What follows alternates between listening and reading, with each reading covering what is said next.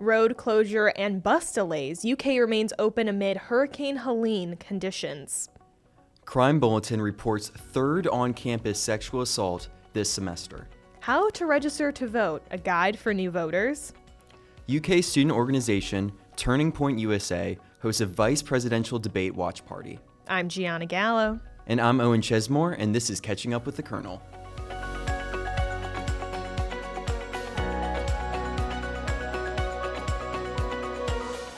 UK remains open amid Hurricane Helene conditions on Friday, September 27th, as inclement weather from Hurricane Helene affects UK's campus and the Lexington area. An email sent by UK police to students and faculty on September 26th stated that a wind advisory was in effect from 7 a.m. Friday to 2 a.m. Saturday.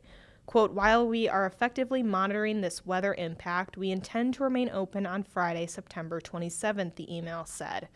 Instructors and supervisors were asked to remain flexible as students navigated this weather. The university's bus system also told students to expect a bus delay. Additionally, Nicholasville Road was shut down in both directions between Alumni Drive and Cooper Drive due to downed wires on the road, Lex Rex said in a post on X. So this day was absolutely crazy. I feel it was so sudden. We went from sunny days to then effects of a hurricane. Yep, that sounds like Kentucky weather for you. I was going to say Kentucky weather is so peculiar to me as an out-of-state person. Yeah. And I just want to get an understanding of where were you during Hurricane Helene? I was safe in my dorm, not going outside because both my classes canceled, thankfully. But it was the day of that they canceled. So I was in a study room preparing for quizzes because I was I'm expecting to still have to go out in this storm that's going on, which is crazy to say because, the day before we were finding out that U of L had canceled their classes. And it's I feel if every other university is canceling classes, that does not look good on UK when they're saying, we're going to hold out on this, even though we're sending you warnings, saying professors should be flexible. And it's it doesn't make sense from an academic standpoint because so many students are just going to be skipping classes, which means they're going to be I'm assuming maybe their grade would be lowered unless they're being flexible. I don't know.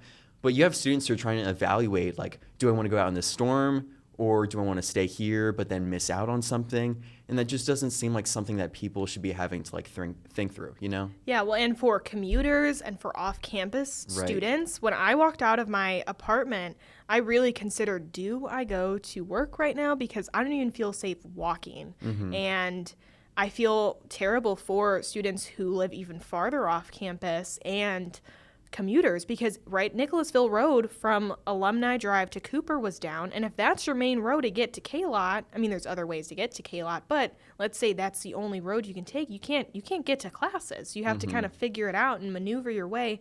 Either way, you're going to be late to class because of this weather. Right. And with Louisville shutting down, I also think, I don't know. I find it kind of strange that UK didn't give us more notifications as the day went on. They just kind of were dead silent. I was okay, you don't see the pouring rain and the high winds and the branches flying everywhere? Yeah. A notification would be nice. We are still looking into this weather. We'll keep you up to date. Something would have been nice. I was playing Weather Woman for the Kernel. There you go. Yes, I had a great time. As you should. Yep, I really did. And it was insane. Students just gave up with umbrellas. They were whatever, raincoats, whatever. I know someone People were who's just totally drenched. broke. Yeah. Yep, completely head to toe drenched.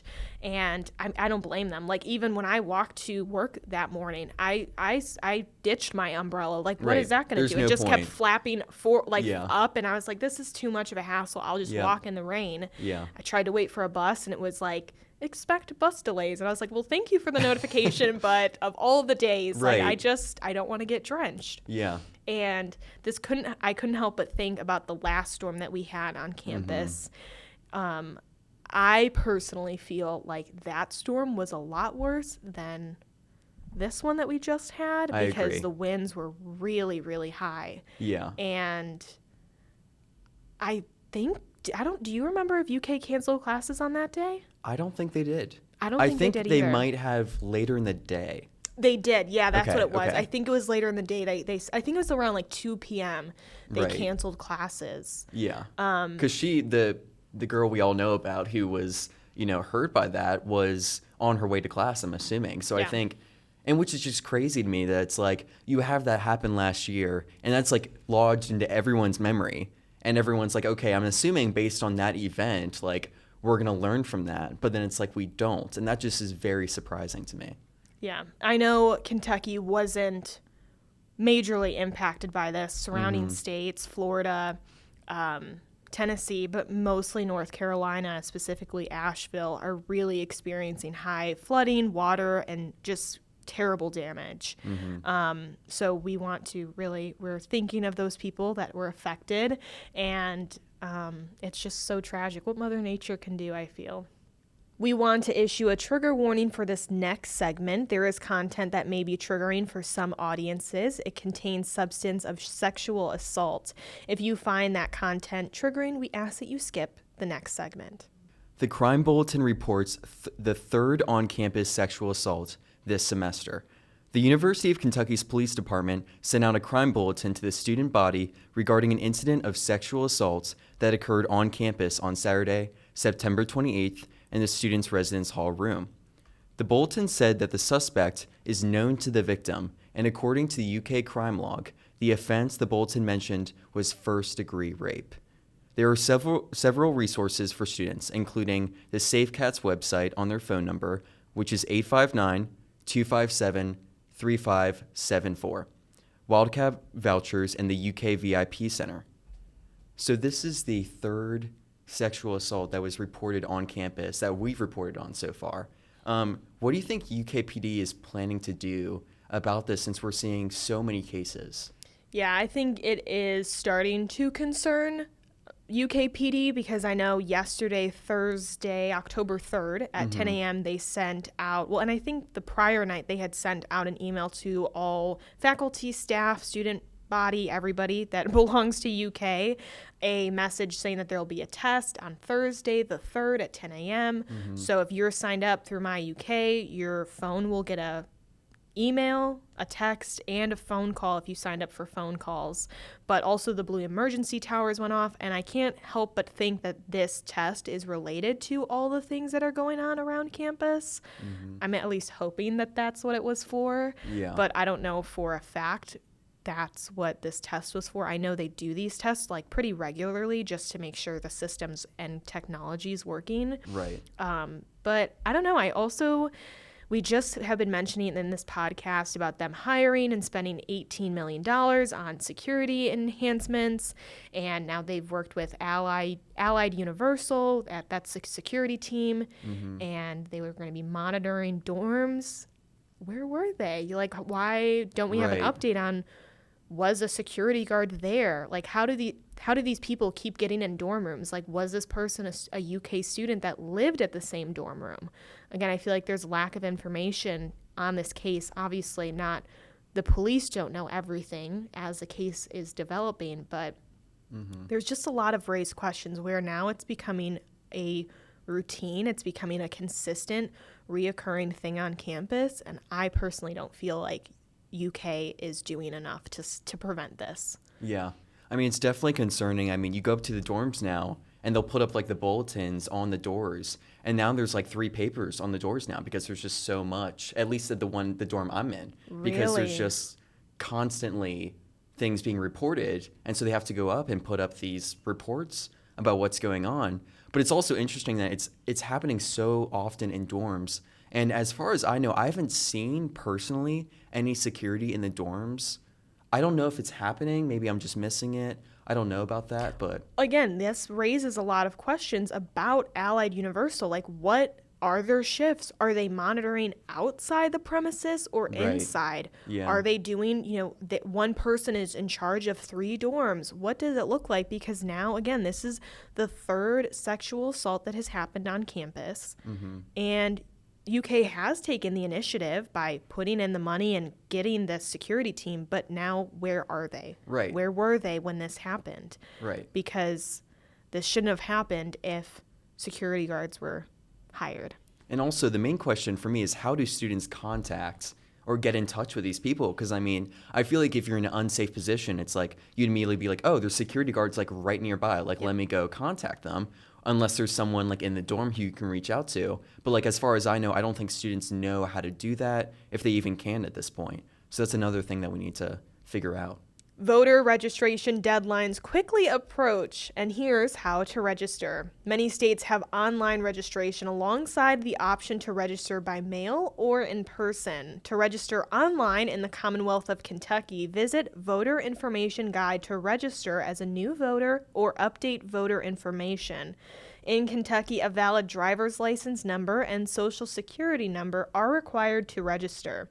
In-person registration can be done at local county clerk offices in Kentucky, and the last day to register to vote in Kentucky is October 7th, 2024 at 4 p.m.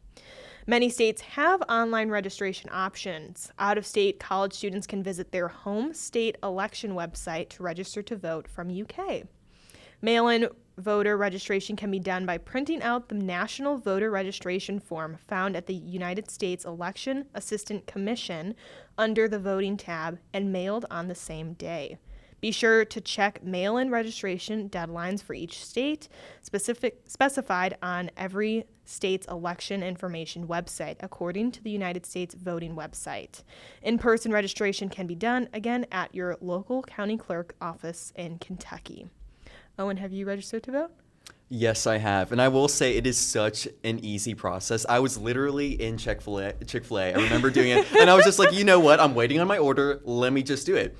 You just search it up on the internet. I mean, you got to be careful, obviously, but you just search it up on the internet. I was able to put in my information. And sure enough, like I was registered to vote a few days later after they confirmed it. So it's such an easy process.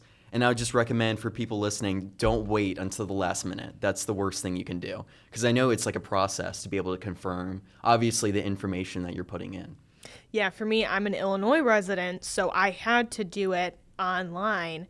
And I'm not going to lie, I totally just clicked the first link that I found and it popped up and I was like, is this a scam? Yeah. And I think that's college students, it's like an immediate thought. Like, I'm giving out my driver's license number and more importantly, my social security number to a site that looks a little bit phony, but I don't know what it's supposed to look like. I don't know if this is right. Yep. So here I am typing in my social security. Exactly. Hoping for the best. And I'm hoping I get an email like, you're registered to vote. I did. So that's a miracle. There you go. Good for you. But it was a little challenging where I think that might steer college students not to vote because they might not trust the websites. Mm-hmm. They might also just say like, oh, it's probably such a long process. But for me, it took truly 2 to 5 minutes. Yeah. I don't even remember because it took a snap of a finger. I would say like 10 minutes tops. Yeah. And that's if like you need to ask your parent or guardian, what's my social security number? Yeah, exactly. Unless you need to confirm information, it'll be like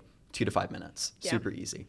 We also want to plug our new election podcast, Colonel's Countdown to the Election, with our host, Edward Smith. This will be a new podcast to the Colonel, so be sure to check it out. UK organization Turning Point USA students hosted a watch party for the vice presidential debate Tuesday evening in the Gatton Student Center.